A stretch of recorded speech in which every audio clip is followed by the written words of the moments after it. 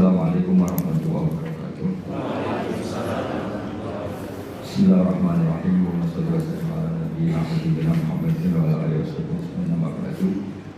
Kepada rektor dan semua jajaran berbagai Universitas Islam Indonesia, semua yang saya hormati. Saya mau mengkaji halaman 173 ya, 173. Tepatnya dimulai dari 173 nanti sampai beberapa halaman ke depan. Di sini dikatakan oleh Sayyidina bin Abdis Salam, jadi ada cerita.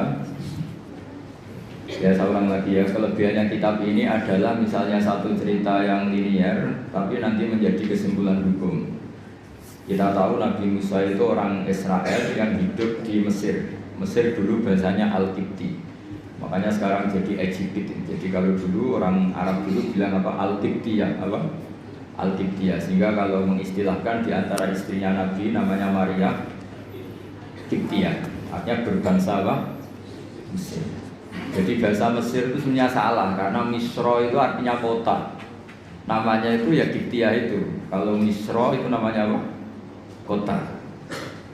Nabi Musa hidup di Mesir, kemudian dianiaya oleh Fir'aun, didolimi, kemudian beliau mau dibunuh, melarikan diri ke Madian.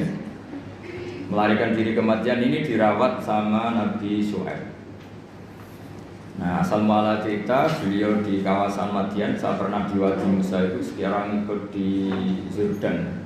Jadi Madian sekarang itu ikut mana? Jordan. Saya pernah ke sana di Wadi Musa. Nah, beliau pas di situ santai-santai terus menemukan wajada ummatan minan nasi yaskun, orang rame-rame mengambil air, terus wajada min dunihim mur'ataini apa?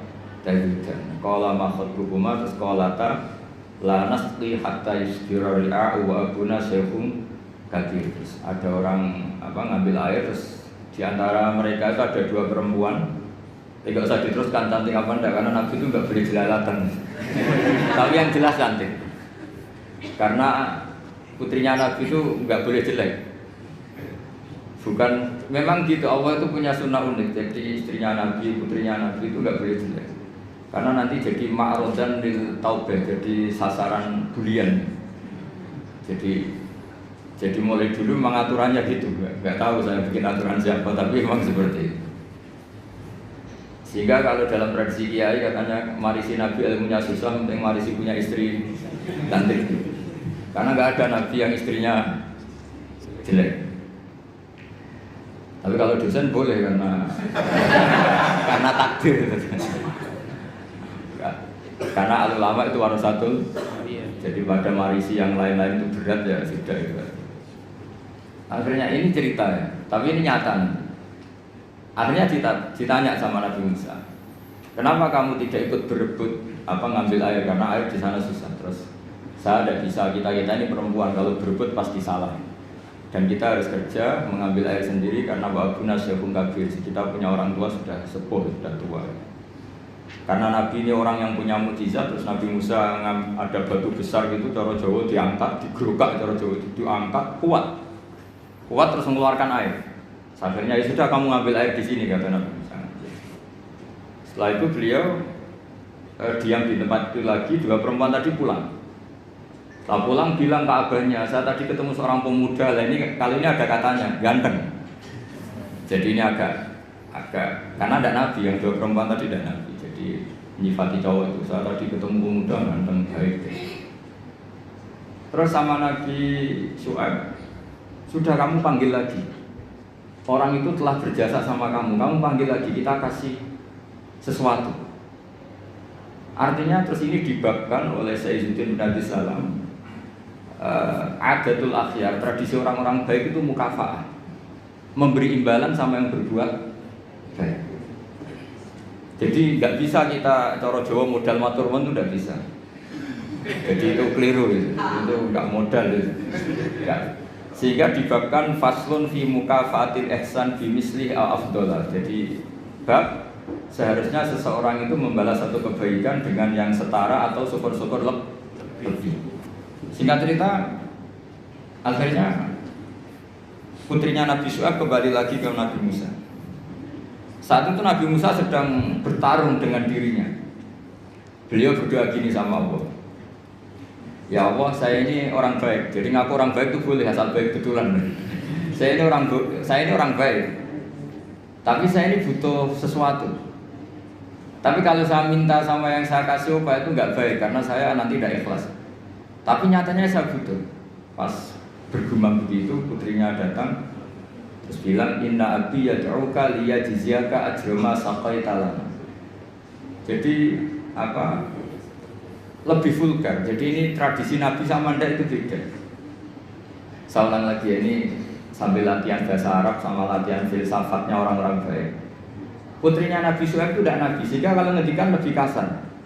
Bapak saya mengundang kamu supaya memberi opah atas apa yang pernah kamu lakukan. Jadi ada kalimat ajroma saqaita lana. Pakai kata ajrun, ujur, opah. Padahal Nabi Syuaib tidak mengajarkan seperti itu. Setelah diceritain putrinya, tolong orang itu panggil.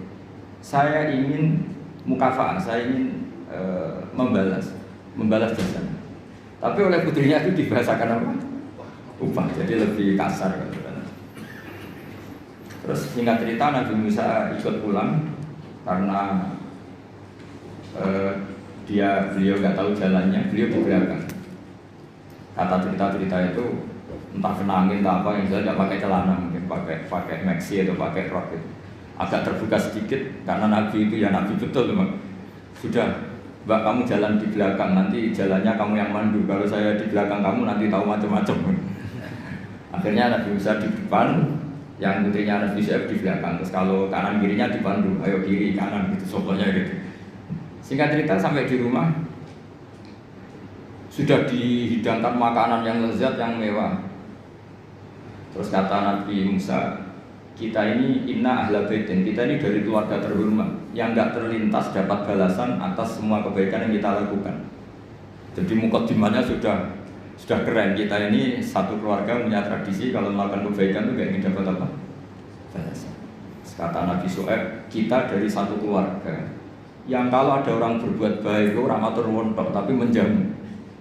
Pokoknya adu tradisi besar yang luhur tentu. Terus Nabi Musa dipaksa harus mau ikut apa? Makan jamuan.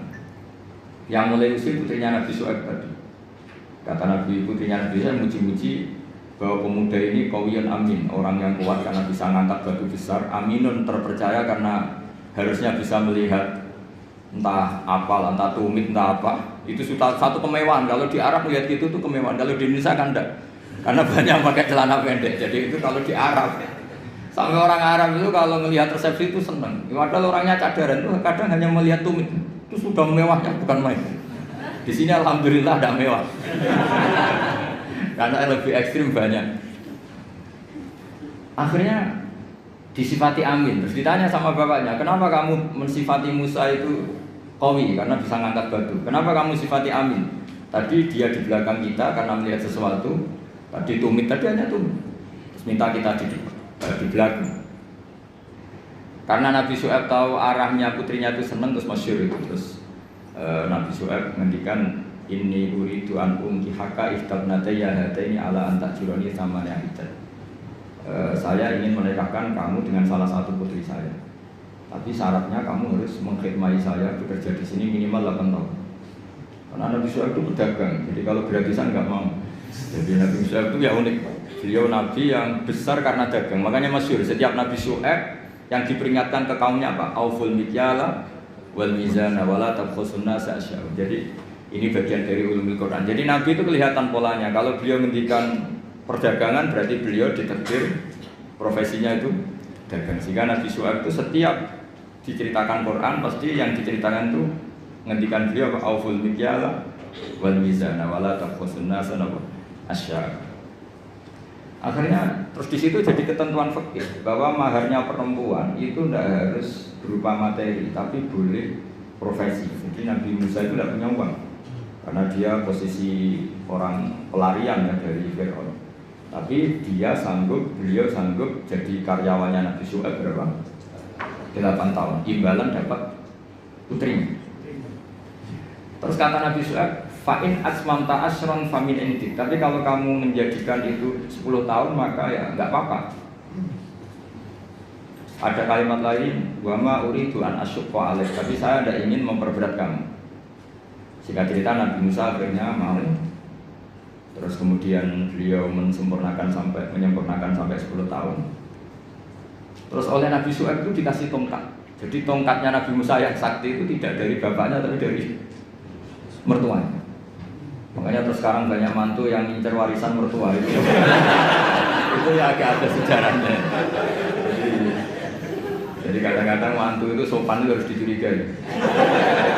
Kan biasanya orang-orang sukses itu anaknya di Jakarta di mana-mana, ada satu mantu di rumah. Itu kadang modal balsem dapat warisan. Jadi kalau mertuanya sakit itu dikasih balsem, salon pas, kelihatan peduli sudah akhirnya dapat warisan sama hidup. Itu tidak tahu itu haram apa enggak, kayaknya haram itu karena trik itu kategorinya itu. Karena dalam faraid itu mantu enggak termasuk ahli waris. Ngomong enggak kanggu kalau dalam faraid mantu itu orang enggak kanggu. Tapi ada sejarahnya mantu dapat apa? Tongkat sakti. Tapi intinya yang jasa besar Izzuddin bin Abi Salam adalah satu tarikh, satu manaqib itu menjadi hukum fikih. Itu kelebihan Izzuddin bin Abi Salam. Sehingga beliau itu semua cerita yang kelihatannya biasa saja, beliau tahu kalau itu menjadi ahkam fikih. Dan di sini betul yang dikatakan ulama di Quran ada 1000 hukum, 1000 cerita, 1000 pelajaran, 1000 itu sebagian besar itu bukan langsung bahasa hukum kayak di kanon-kanon ilmiah itu enggak ya, memang bahasanya cerita biasa. Tapi di situ akan menjadi satu pelajaran betapa pentingnya seseorang peduli sama perempuan. Buktinya Nabi Musa tadi langsung peduli sama perempuan. Betapa pentingnya satu peradaban. Kalau lelaki jalan sama perempuan, sebaiknya perempuan yang di belakang, lelakinya yang di depan. Padahal di kondisi yang seharusnya perempuan di depan, karena ini yang tahu jalan. Terus betapa pentingnya mukafa'ah, kalau ada kebaikan harus dibalas dengan kebaikan, tidak gratisan. Terus betapa pentingnya tradisi besar. Kata Nabi Musa, kita ini dari keluarga yang punya tradisi. Kalau berbuat baik itu tidak minta imbalan, juga ada ini dapat imbalan.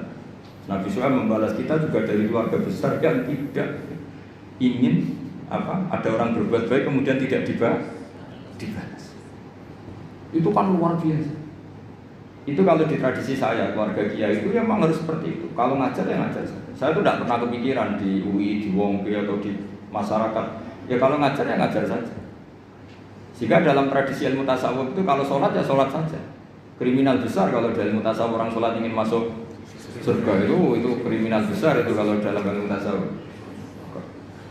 Makanya masyhur itu kan Nabi Isa disuruh sama Allah, kamu sana ke gunung sana.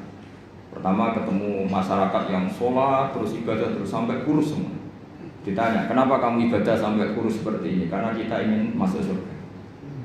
Terus kata Nabi Isa, ibadah tujjar, ini ibadahnya pedagang. Kalau melakukan sesuatu harus dapat laba. Komentari ibadah tujjar. Terus jalan lagi, ketemu orang yang sama, yang kurus, yang ibadah terus. Ditanya, kenapa kamu ibadah terus? Kita takut neraka. Kata Nabi Isa, ibadatul ibad, ini ibadahnya para budak. Jadi melakukan pekerjaan karena ketakutan. Jamu majikan, jamu rektor, jamu pimpinan itu namanya ubad, itu budak. Takut ditegur dosen, ditegur atasan. Terus kelompok ketiga itu orangnya happy. Cara Jawa itu badannya klemis itu nyaman. Air mukanya ya nyaman, fisiknya ya nyaman, terus ibadah ya nyaman. Ditanya, kenapa kamu nyembah sama Allah? Karena rindu, karena senang. Nabi Isa ikut gabungnya ini.